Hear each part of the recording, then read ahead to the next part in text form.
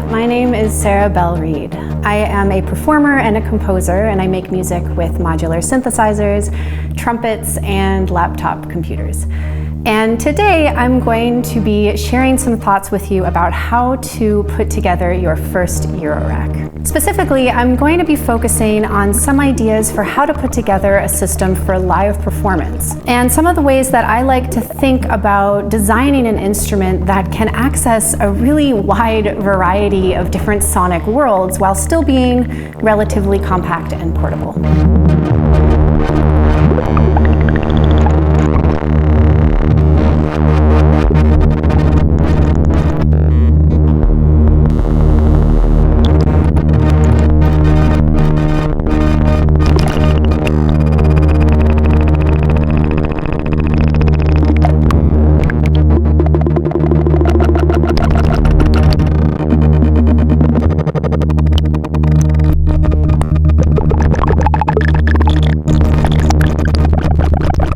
So the first thing that I would advise when planning your first modular system is to start small. I know it can be super tempting to design a big sprawling system, and we all dream of that wall of modules that can make any sound in the world, but starting small will really help to cut through some of the initial overwhelm. It's going to really help you focus your workflow, learn the tools that you have on hand, and it's going to be much friendlier for your budget. I personally love a small synth for live performance simply because it's so much more portable and just easier to manage. The good news is that a small synth can still be super dynamic and musically flexible. And if you're smart about how you plan things out, you really can get a lot, even out of just a few modules. So one of the first steps in planning out a Eurorack system is choosing a case. There are a lot of really great options out there that make it easy to assemble a small, portable system.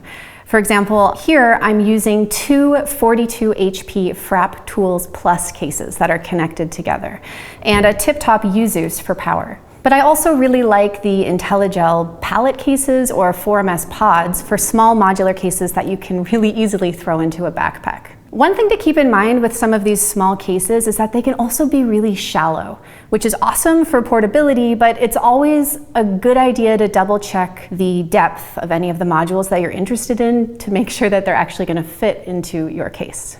So if you're used to working with more traditional synthesizers, you are probably used to thinking about sound design in terms of oscillators, filters, VCAs, and so on. While you can definitely build a Eurorack system around these synthesis concepts, one of the nice things about modular is that there are so many other options out there, and there's a lot of other ways to think about sound generation. Eurorack modules can run the gamut from being traditional analog synthesis functions to essentially being entire digital synthesizers behind a single panel. So you really can get to whatever kind of sound you want based on your musical preferences. So when I'm thinking about designing a small system, I try to look for 2 or 3 distinct sound generators so that I have a lot of sonic contrast and I can blend between different types of sounds. The first sound generator that I have in this system is a Benjalin. The Benjalin is a modern classic synth design that was originally made by Rob Hordijk. I really like the Benjalin in particular because it's a lot more than just a simple oscillator. You can treat it like a normal synth voice because it has a couple of oscillators and a filter, or you can utilize all of the internal chaotic behavior to get it into a lot of different territories, from pulsing rhythms to more noisy, abrasive sounds.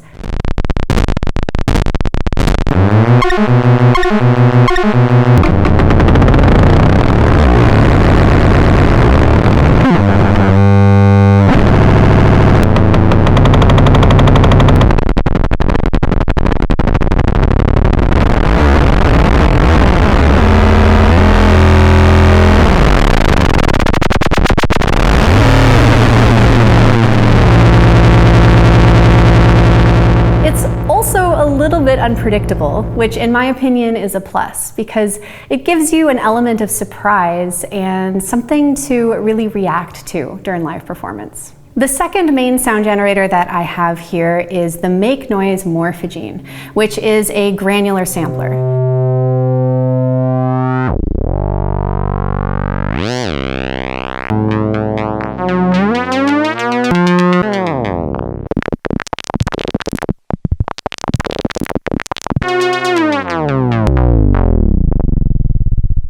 You can get a huge range of sounds out of this module too, because it's sample-based. So you can load any kind of external sound onto the SD card, like field recordings or voices or acoustic instruments, or you can also use it to recontextualize and process sounds from elsewhere within your synth, like for example from the Benjamin.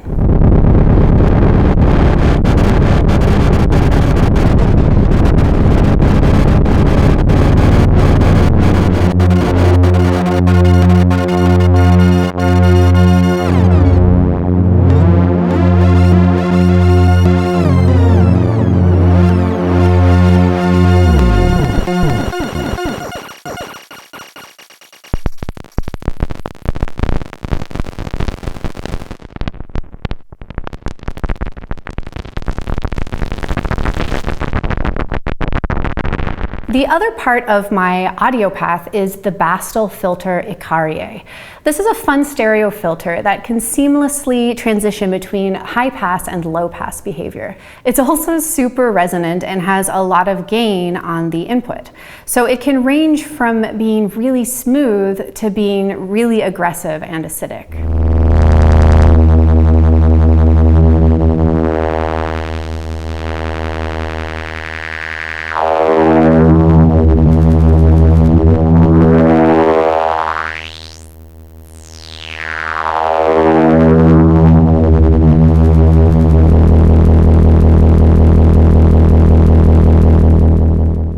One of the things that I really like about this filter is that it works great both as a processor, the way that you would typically use a filter, and as a sound generator itself. So you can get it to produce two distinct tones from each of its filter outputs.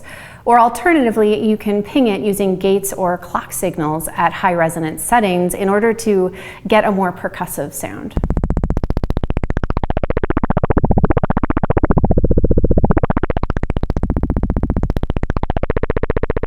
These modules are just things that I chose based on my own personal musical preferences, but really the point here is that each one of these is pretty distinct from one another, and together they cover a lot of ground, giving you the ability to change gears and transition to new sounds during a live performance without having to repatch. The next thing that I would consider when planning a Eurorack system is having a balance between sound generation and control sources. It can be tempting to build an entire system out of really cool sound sources, but modulation is where your modular synth is really going to come to life. In this system, I have two make noise functions and an IntelliGel shifty. I chose these modules because of their flexibility as well. The functions can act as envelopes, LFOs, or even a crude sample and hold. And the shifty gives me the ability to generate a lot of separate stepped modulation signals from a single set of inputs. So I can use it to send, for example, 4 different random voltages to 4 different destinations in the system all at once. I've also got a mutable instruments veils in this system. So this is a quad VCA, which can be used to manage the levels of either audio or control voltage signals. And it can function as a mixer so that I can combine different signals together to go to a single destination. And in that way, I can use it as a signal router to route multiple sounds to a single effects processor, for example, or to route multiple control voltages into a single modulation destination. And of course, the Benjamin itself can also make a really good modulation source, either by using the oscillators to create LFOs or using the internal chaotic generation to generate pseudo-random voltages. The next thing I would consider is how I want to play the instrument, or how I want to physically interact with it. So in this system, there's a lot that you can do to let it more or less play itself. The control voltage sources are complex enough that you could set up different ways for them to influence one another and to create generative structures that keep the sound evolving all on its own. And in some situations, this is enough to get really cool musical results. But I find that it's also nice to have the option of interacting with the instrument in a slightly more active and hands-on way. So you can do this in a lot of different ways. There are, of course, some great modules for providing physical control over the rest of your system, like joysticks or touch plates. You also have the option to use external controllers to interact with your modular synth. So you could use a MIDI controller, for example, if you have a way of converting MIDI into control voltages. This would typically be done by using a specialized MIDI to CV module like the Expert Sleeper's FH2 or the Endorphin's shuttle control, to name just a couple. These days, there are also a lot of dedicated standalone control voltage controllers as well.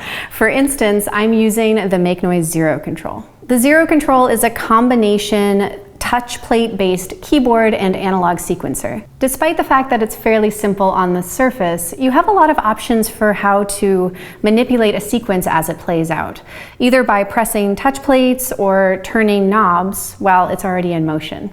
Or, of course, you can simply use it as a keyboard without using the sequencing capability at all.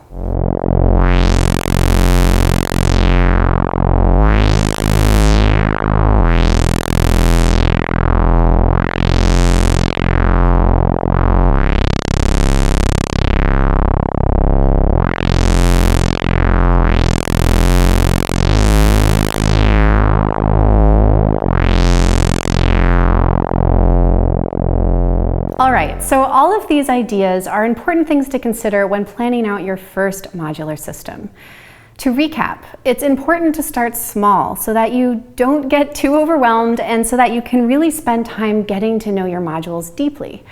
It's important to look for flexible sound generators so that you can access a wide variety of musical sounds and depth without needing to invest in a ton of gear. It's good to consider a balance between sound generation and control because you'll find that having the right mix of control and modulation sources can really bring your audio modules to life in exciting ways. I personally also like to balance internal automatic modulation with external hands-on control using some kind of touch controller. My last piece of advice for you now is to take your time with this process and to let your modular synth grow as you develop as a musician. With every new module that you dig into, you're going to discover so much, not only about the module, but also about your own personal musical interests, your ideal workflow, and so on. So taking it one piece at a time is really going to help you build out a system that works for you and for your musical needs. Moreover, each new module that you add is going to have a kind of ripple effect, expanding the potential of all the other modules that you already have. Adding even one new thing can totally transform your system and your workflow. So taking time to really unpack everything can be super valuable. So if you're interested in diving deeper into modular synthesis and learning the ins and outs of creating dynamic patches so that you can expand your current musical practice or get started with this whole world if it's brand new to you, then I want to let you know that my online program, Learning Sound and Synthesis, is currently open for enrollment. This program covers everything from the most important and fundamental building blocks of synthesis to more advanced strategies for building patches, composing, and performing with modulars, all the way to connecting your modular gear to other electronic and acoustic instruments and to the rest of your studio, so that you can create a super personalized and unique musical setup. This course only runs a couple of times each year and enrollment closes in a few days. So if you are interested, check out the link in the description below or go to soundandsynthesis.com to enroll. Special thank you to Perfect Circuit for inviting me to do this video, and thanks to all of you. I wish you many happy patching adventures ahead.